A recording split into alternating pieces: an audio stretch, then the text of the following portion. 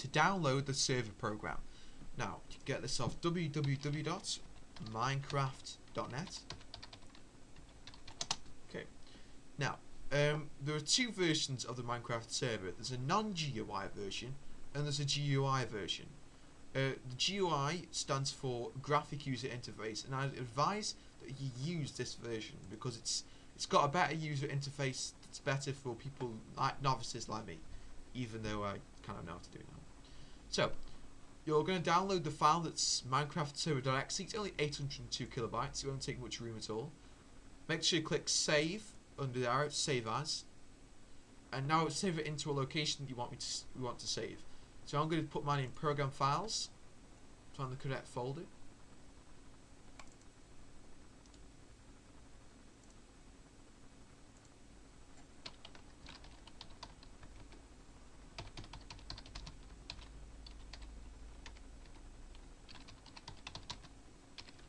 Okay, and now we're going to save the server. And it should start downloading. Once it's done that, you're just going to close it now. That's why you said save as, not open. Don't click on open, or else it will only put it in your temporary internet files, so that it won't work properly. So pretty much, that's it. You're done. Yeah, but there's a few more things to do first before we're really up and running. If you want it to be on the internet, not just in your own household and your internet, you need to do a few things with your router. Now, this part of the tutorial depends on what router you're using. Now, I'm using the Viirginmedia Super Hub that Viirginmedia provide when you have their up to 30 meg broadband or higher. Now, so it's dependent on your router that the thing that comes up in a minute will look different. I can explain that real well. So, type in the router's private IP address. Most instances, it will be 192.168.0.1. And now you're going to log in. So you want to find out your username and password. Sometimes it's actually on the router itself. So you're now going to go to advanced settings. Obviously, as I said earlier, I keep repeating this loads of times. This might not be the same as what you've got now for your router. Okay. So you're now going to find something that's called port forwarding. It's got a similar name if you can't find it. Now, I've already done it, but I will go through the process anyway. So you're going to add the rule. So you're just going to call whatever you really want. I'll call it Minecraft 2 just to differentiate it between the other one. Then you're going to select the start port. Now, Minecraft server by default will use the port 25565. Now, that means that you won't have to do anything with the settings to change the port. It'll always be that. Now, hackers might sometimes use this port because it's the default one. So I always put a different one. I know I haven't on the first Minecraft server I've done, but you'll see the point. So I've made the one so I'm not going to do it again. I've already done it. I've put mine at 25566. Okay, and don't worry, you won't be getting to my server unless I give you access because you won't know the IP address. So the start port, you're going to enter in the port number. That's 25566. And then the end port is the same. I don't know why the start and end, but both are the same. The protocol is TCP and UDP, and then the IP address is the IP address of the computer that's got the Minecraft server program running. Now, we're just gonna stop here with the router hub settings. I'm gonna leave this now because I've already done mine. But you're gonna enter the IP address of the computer that you're using for the Minecraft server. Now, we're going to close this now, and we are going to go to Control Panel. We're going to go to Network and Sharing Center, and then click a Change Adapter Settings. Then use the network adapter that's being used to connect to your network. Left click, click on Properties. Don't forget you will have to be an administrator to make these changes. Then scroll down until you find something that says Internet Protocol version 4 in brackets TCP/IPv4. click it so it's highlighted and click on Properties. You're going to see the settings that you need to use. So choose an IP address you want. It can be ranged from 1 to 254. Make sure it's not the same IP address as a computer currently connected, or the IP address of the router itself. Usually, use an IP address that's higher than 10. In most instances, routers will give you a new IP address every time you reconnect to the router. So the IP address you enter into the router for the port forwarding won't work because it's now using a different IP address. But to get around this, you can make it a static IP address by following these steps I've just shown you. So choose a IP address from 2 to 254, but I advise that the number be at least 10 or more, just so that sometimes, this doesn't matter if you've got only one router connected to your network. If you've got more than one, then it might conflict the IP address so that it won't work.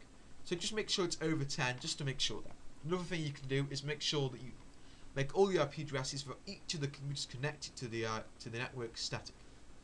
The subnet mask is always 255.255.255.0, and the default gateway is again the IP address of your router, which in most instances is 192.168.0.1. Now, use the following DNS server addresses. Different IP addresses, different ISPs, which stands for Internet Service Providers, such as Viirginmedia, or TalkTalk, or BT, or Sky, will use different DNS servers. Secondary, alternate. Sometimes there's a third one, but with Windows you only need to enter the preferred and alternate, or primary and secondary DNS server. To find this out, open your preferred web browser, which in my case is Internet Explorer 9, and type in DNS server settings, and then and then whatever your IP address is. So for example, mine is Viirginmedia.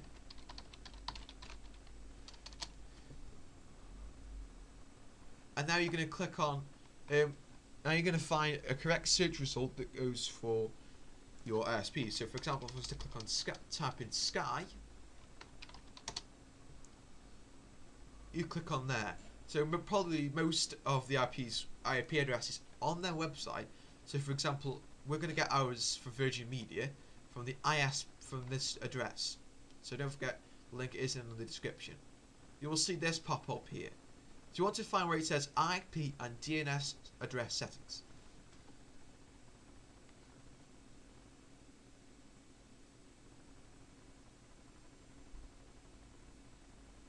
Okay, and you're going to copy these into those address bars. Now obviously I've already done it, so I don't need to do it. So you're going to get it for the primary address and the secondary one. Okay, that's all you need to know there. Click OK to continue. Now if it doesn't work, you will lose internet connection. You can test the connection whilst you're putting in the settings as well by pressing the validate settings upon exit.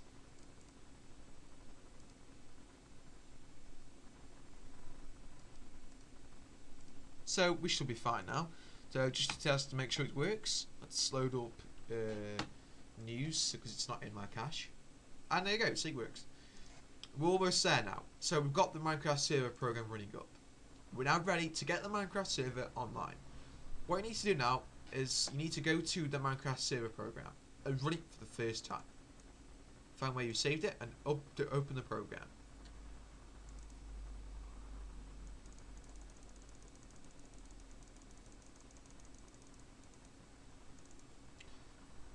Okay. Now open the server for the first time because it's going to create some files. I would untick this if I were you, because it's just saying that because it's an unknown publisher, it thinks it could have a risk. But I know it's from Minecraft, so it's fine. So I'll just untick the box. It says always ask for open this file. Click run. So that shouldn't pop up next time. It should just come up. And you'll now see that it's going to make some files. You'll get some error messages for time as it begins to create these files. So you should now see some files. Just give it a chance to prepare the spawn area. Usually takes quite a while its first time. There you go. It should take that long afterwards. It'll take a few seconds, depends on how good your computer is. So we're going to close the server now by entering the command stop. It should save the world and then close the server.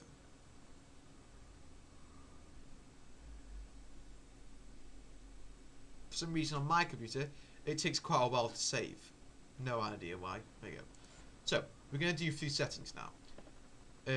You'll see a properties file. It's called server. Now, if you just double click now, Oh, right. Well, I've already set it to open up with Notepad. Okay? But when you first do it, if you've never had a Minecraft server on your computer before, left click, because if you just open it now, it will say that it can't, Windows doesn't know how to open the file. Left click on server, click on properties, and then opens with, I don't know what it'll say first, but it shouldn't say Notepad at first. So click change, and it should load up. I say should. And it's click on recommended programs and click Notepad. If it doesn't show up there, this down arrow will show you all the programs you should have. You're going to click browse, and then you're gonna have to locate WordPad basically. But I think it should show up somewhere. Yeah, sorry about that, because I forgot, because mine opens with WordPad automatically because I've already had a server on here. So you'll see all these settings that goes into a text file. The most basic way to make it enabled or disabled is for it to be true or false. If it's false, it won't happen. So for example, if spawn mobs are false, then no mobs will spawn. If spawn mobs are true, then mobs will spawn at night. So you're going to do a few things. If you've left your port at the default 25565, you don't need to change the port. If you change the port number, you're going to have to enter it into here. So find where it says server, sorry, it's something IP, port. Server port, as you can see, it's set to the default, so I'm going to change that to 25566. Now we're going to do a few things to what's it now. So you can change this anytime, but make sure that you stop the server for whenever you make any changes. We're going to change the difficulty up to 4. It goes from 0, which is what's it mode. Blimey, I forgot already. I've just got such bad memory. Anyway, 0 is that is peaceful mode. Then 1 is easy. 2 is medium. 3 is hard. 4 is hardcore. Okay. Game mode. If I can remember rightly, it's one or the other. 0 is creative mode, and 1 is survival. I get mixed up between the numbers. It's one or the other anyway. So it's between 0 and 1. Maximum players can differentiate how many players can join your server, and there are other things that you'll note as well. And this here, MOTD, I forgot what that stands for. I'm just stupid. But you can give it a description when a user goes on to the Minecraft client and looks for a server. So I'm going to change this to survival server, because that's what we're going to put. We decide to make. Okay, hardcore. True. Now, sometimes if it doesn't work correctly, it might be because of one of these. So, yeah, if it doesn't work, you know what to do. You can also use remote control, but I don't know how to use that yet, so I'm not going to be showing you that in this video. Now, we're almost done. So click save, and that's it. You can close Notepad now. Just make sure that you always save the changes. Now, what you can do now is your server will only use 100 megabytes of your server RAM. So basically, it's not going to work very well. So what we're going to do is you're going to do something that will make it so that it will use much more of your RAM.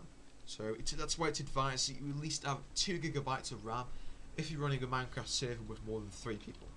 So to get the what code you need to enter, what text you need to enter, it's good to go to this program site called minecraftwiki.net. I'll actually put the text you need to put in the description, so there's no need to go to the site. You can if you want. I just forgot the code, so I need to just quickly reference it again. So you're going to go to, on the home page, find where it says servers and development, click on servers. Now obviously you don't need to do this because it should be in the description, so you just go to there to find it, and then go to, well, you can do it if you want, but just go to view the installation and configuration guide. Ignore that warning, it's pretty fine. I'll know whether it's right or not. It's not going to harm your computer. So you're going to find where it says increasing the amount of RAM allocated to the Minecraft server. So basically, you need to find out whether your computer is 32 or 64-bit.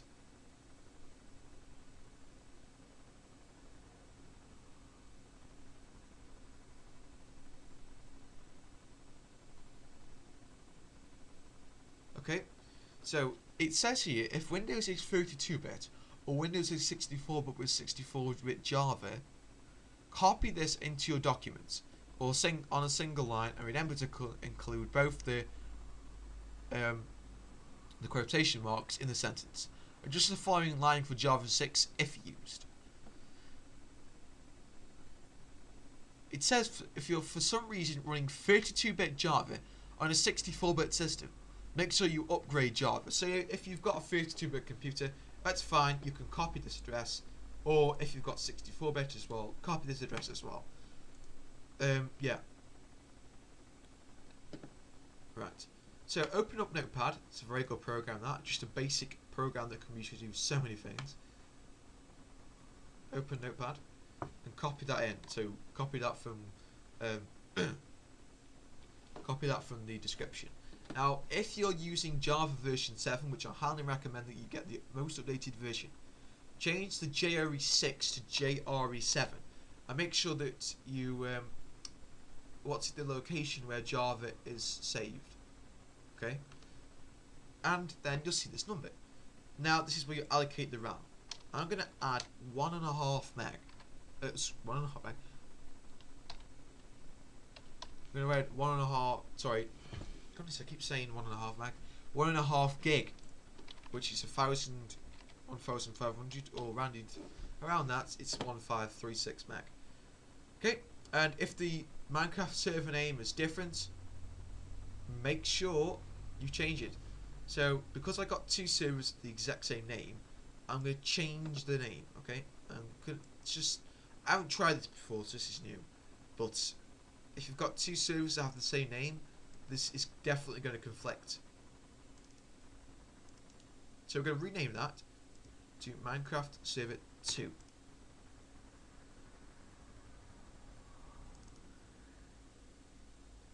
As you can see, it still loads up, so it's fine.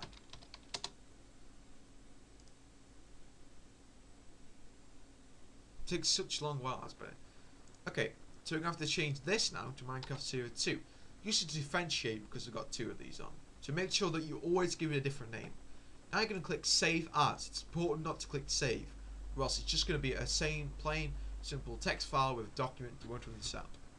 Now, when it says Save As Type, you're going to click on All Files. And the file name is run.bat.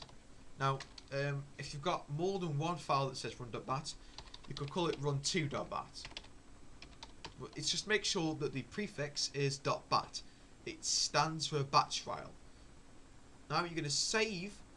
Make sure that you save it into the same directory that contains the Minecraft server application.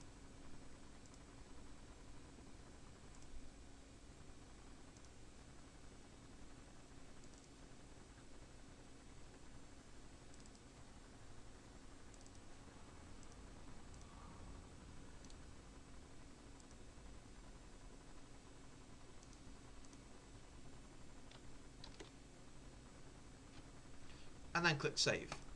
It's important that you save it to the same directory as the Minecraft server application is loaded. Saved into. So if we click Refresh now, you should notice that run.bat should appear.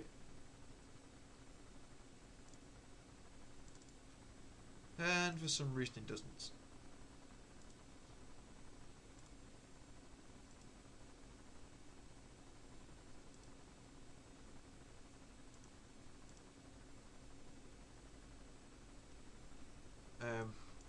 Yeah, but that's where you have this.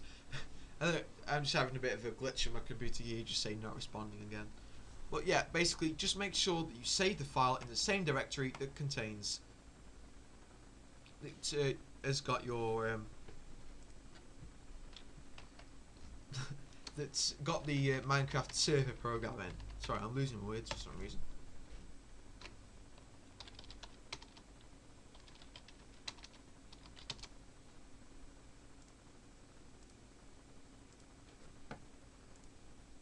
Aha, that's better.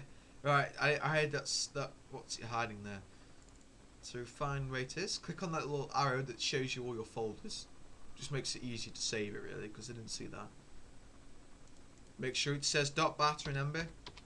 It's important that you put .bat on the end, and that it's all files, save as type, all files, not text file, or else it won't work. Find the location. And now save. Now let's see if it works. There we go. You'll see that the icon looks like a cog. Now what we're going to do is, if you want to, you can make it so you can load it from your desktop. So left click on run.to, and then click create shortcuts. It will place it in the same folder, but now drag that over to where it says desktop. You should now see it appears on your desktop. This is a shortcut. The actual file itself is located in where the Minecraft server is located. So make sure that the actual thing itself is not on the desktop. I did that and it doesn't work. Okay. So now you should notice your Minecraft server. When you open this, the command prompt will load. You can then close the command prompt because the command prompt, because this is lettered into it, will automatically open the Minecraft server with much more allocated RAM. You won't notice it if no one's on the server, but you certainly will when more people join. So that's it, you're set. I'm not going to be showing you how to insert plugins, but it's just to basically get your server up and running. Do thank you for watching this, and of course we will see you next time.